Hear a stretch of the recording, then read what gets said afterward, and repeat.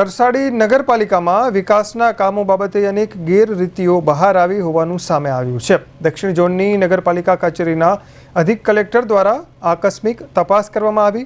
15મા નાણાં પંચના 2021થી 2025 સુધીના હજુ સુધી 14 કામો શરૂ નથી કરવામાં આવ્યા। કરોડો રૂપિયાની કિંમતનું સોલર સિસ્ટમ ફિટ કર્યા પછી હજુ સુધી કોઈ જોવા નથી ગયું। લાખો રૂપિયાના ખર્ચે બનેલા ટોયલેટ એક વર્ષમાં ખંડેર જેવી હાલતમાં જોવા મળ્યા। 5 લાખ રૂપિયાનું કામ પણ નથી થયું અને 16 લાખનું ચૂકવણું કરવામાં આવ્યું। ત્યારે તરસાડી નગરની ચારે તરફ કચરાના ઢગલા પણ જોવા મળ્યા। કલેક્ટર દ્વારા માત્ર 2.5 મિનિટની તપાસમાં અનેક ગોટાળાઓ સામે આવ્યા। આ બાબતે કલેક્ટર દ્વારા ચીફ ઓફિસરને નોટિસ ફટકારવામાં આવી છે।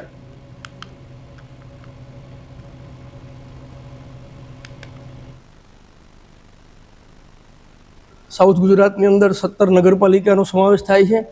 રાજ્ય સરકાર દર ફાઇનાન્શિયલ યર મુજબ કરોડો રૂપિયાની ગ્રાન્ટ નગરપાલિકાને આપતી હોય છે।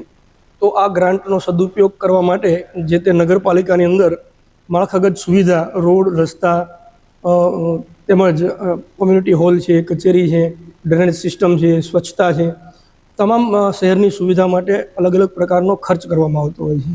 આ ખર્ચના નાણાકીય હિસાબ મુજબ સરકારે જે નક્કી કરેલી ગાઈડલાઇન્સ મુજબ થયો છે કે કેમ તે બાબતે રિજિયોનલ કમિશનર મ્યુનિસિપાલિટી સુરત ખાસ ટાસ્ક ફોર્સની રચના કરેલ છે, જે અન્વયે તમામ નગરપાલિકાની આકસ્મિક તપાસણી કરેલ છે।